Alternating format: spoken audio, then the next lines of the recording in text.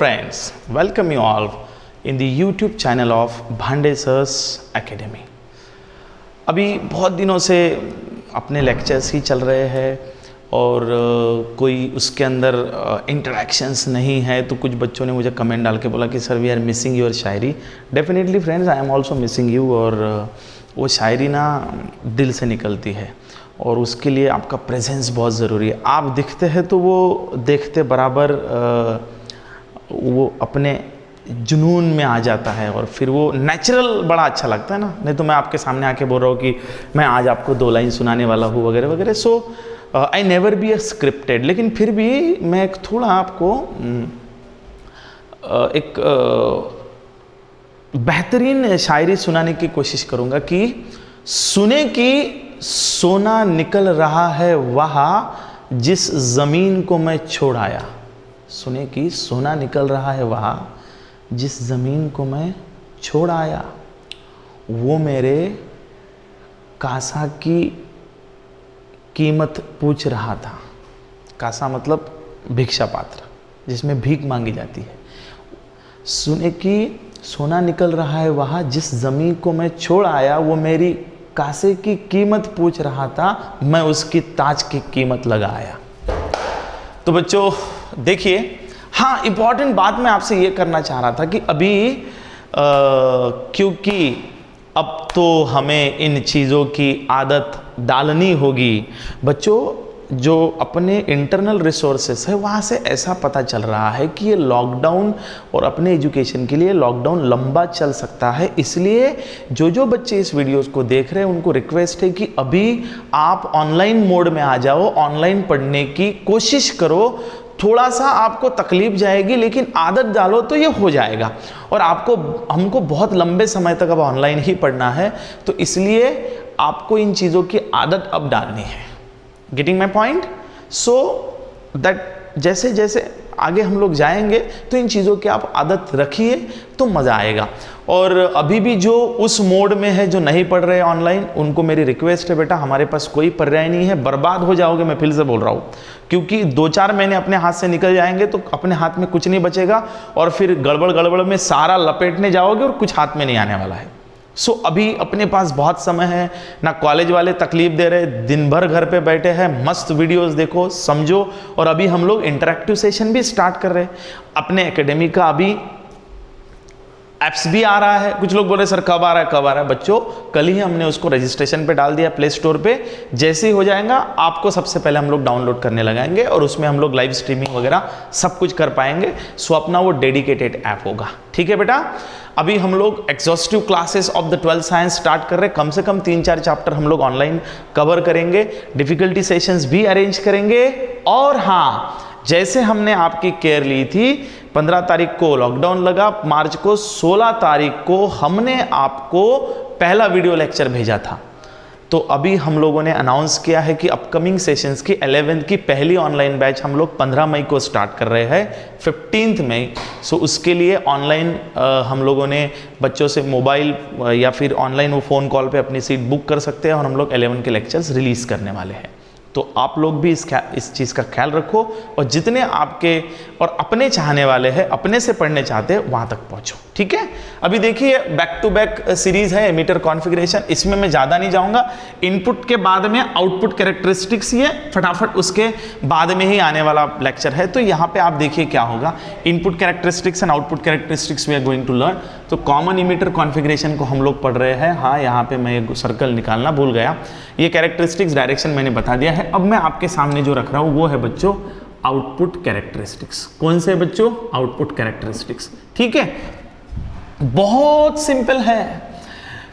मतलब मैंने input characteristics के लिए आपके सामने यह एक चीज़ निकाली थी और मैंने कहा था मैं इसके ज़रिए मैं आपके सामने इस चीज़ को रखना चाहता हूँ। ये भले ही कॉमन इमीटर है, ये कॉमन बेस है, लेकिन दोनों का बेस सेम है। N is connected to negative because I want to connect it as a forward bias, है ना। VBE और इधर कौन लगा है मेरे बच्चों? VCE। कैसे लगाना है? रिवर्स में। तो प्लस माइनस V, ओ माई गॉड, CB। तो मैं यहाँ E रख रहा हूँ, इसको मैं E बोलता हूँ। VBE, VCB, O my God, ये बेस है तो इमीटर, ये VCE आएगा, अपने इसमें VCE आएगा, यहाँ VB आएगा। मैं फिर से बोल रहा हूँ, मैं इसके जरिए बता रहा हूँ आपको। अभी देखिए, जाहिर सी बात है और समझने वाली बात है कि आउटपुट कैरेक्टरिस्टिक्स है बच्चों। तो आउटपुट कैरेक्टरिस्टिक्स किसके किसके बीच में होंगे? आउटपुट करंट और आउटपुट वोल्टेज। जो इस साइड में है वो आउटपुट वोल्टेज और आउटपुट करंट है, जो इस साइड में वो इनपुट वोल्टेज और इनपुट करंट है।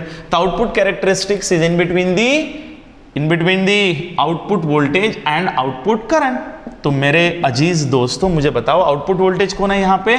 VCE is your output voltage. और आउटपुट करंट कौन सा है आपका? IC is your output current. Oh my God, output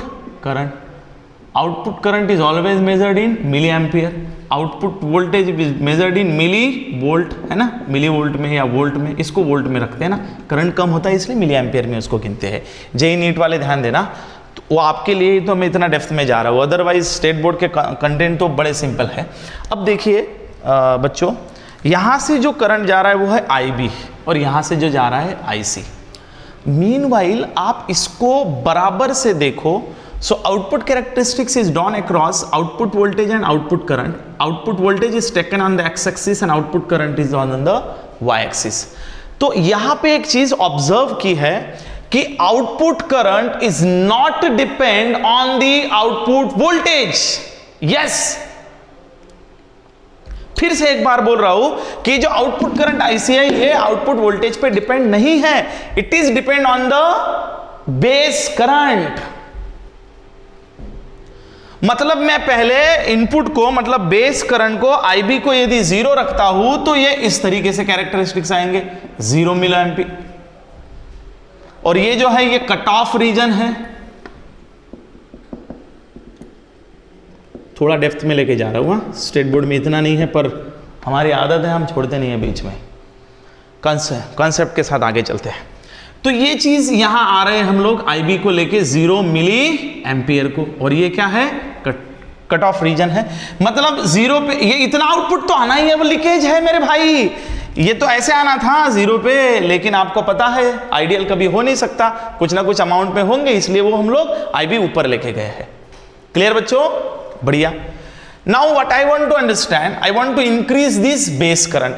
तो क्या होगा, आप देखिए, ये जैसे जैसे मैं बेस करंट को बढ़ा रहा हूं वैसे वैसे आपके कैरेक्टरिस्टिक्स बढ़ रहे हैं। IB is equals to 1 milliampere, IB is equals to 2 milliampere, IB is equals to 3 milliampere, IB is equals to 4 milliampere. आप इसको बराबर देखो। सर दिसत नाही ना, बरोबर लिहित जाना। Okay my dear friend,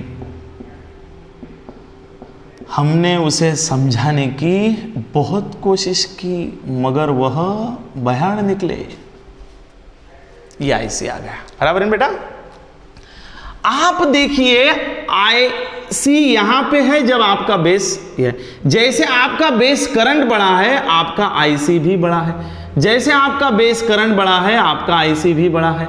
base current बढ़ा है IC, सर समजून नसतील झालं, अबे भामटे आले का, हा 0 आहे, इथे वाढवला ना बेस 1 2 3 4, तो उसके कारण क्या हो रहा है, आपका IC बढ़ रहा है। मतलब हम आउटपुट कैरेक्टरिस्टिक से एक बात का ज्ञान ले सकते हैं कि जैसे आपका बेस करंट बढ़ेगा उसके प्रोपोर्शन आपका IC बढ़ेगा। मतलब IC के बढ़ने में और कम होने में VCE का अंततः ज्यादा रोल नहीं है, ये बायस्ड के लिए है। काफी इंटरेस्टिंग है ये, ठीक है। तो प्राइमरी लेवल पे क्या समझ में आया आपको? The output current IC is highly depending on the base current. इसीलिए तो ट्रांजिस्टर में IC is equals to beta times IB बोलते हैं। जैसे जैसे बेस बढ़ता है एम्पलीफिकेशन के कारण IC बढ़ता है, और यही वो कैरेक्टरिस्टिक है, इसी के कारण हम ट्रांजिस्टर को एज ए एम्पलीफायर करके यूज करते हैं। आगे देखेंगे हम लोग, ठीक है बेटा, बढ़िया। सो फ्रॉम दीज कैरेक्टरिस्टिक्स इसको हम लोग बोलते हैं एक्टिव रीजन। सॉरी, यह हो गया आपका, सॉरी यह हो गया आपका एक्टिव रीजन, यह हो गया कट ऑफ, यह हो गया कट ऑफ, ये हो गया सैचुरेशन रीजन। ये सैचुरेशन है, यहां से आगे सैचुरेट हो रहा है। सो this is what the simple characteristics of the output characteristics of transistor. So okay, what we conclude that, so from the output characteristics of transistor, it has drawn in between output voltage and output current.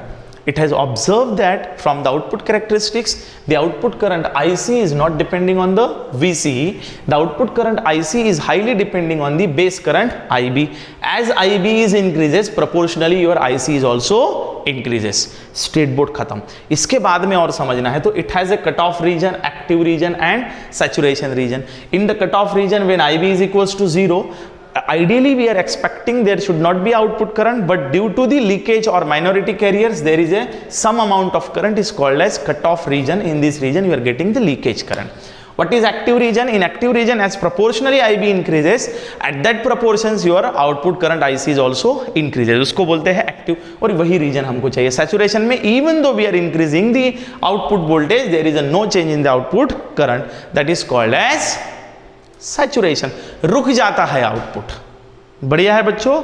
ये चीजें ये नहीं है आपको, फिर भी मैंने बता दिया है कि आपको कैरेक्टरिस्टिक्स के बारे में सब कुछ पता होना चाहिए. So by and large this is what your output characteristics. हाँ, जैसे मैंने डायनामिक इनपुट रेजिस्टेंस बोला था, वैसे आपका डायनामिक आउटपुट रेजिस्टेंस होता है change in output voltage VCE to the change in output current IC.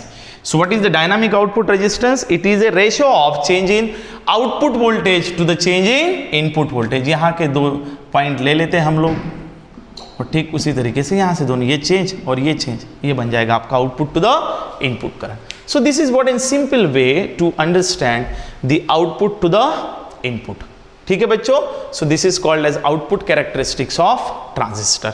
I hope that आपको समझ में आया होगा, और आप नोट्स भी देख लो. मैंने इसलिए नोट्स नहीं बताई कि यही चीज़ उसके अंदर है. आप नोट्स से देख लो और आपको तुरंत नई नोट्स दी जाएगी जो PDF के फॉर्म में होंगी, वो हम लोग अवेलेबल करवा के देंगे. ठीक है, तो आपको बहुत अच्छे से समझ में आया होगा. आउटपुट, ये दोनों वीडियो साथ में देखना, इनपुट और आउटपुट, तो मज़ा आएगा, दोनों आपको समझ में आ जाएंगे. ठीक है, थैंक यू वेरी मच.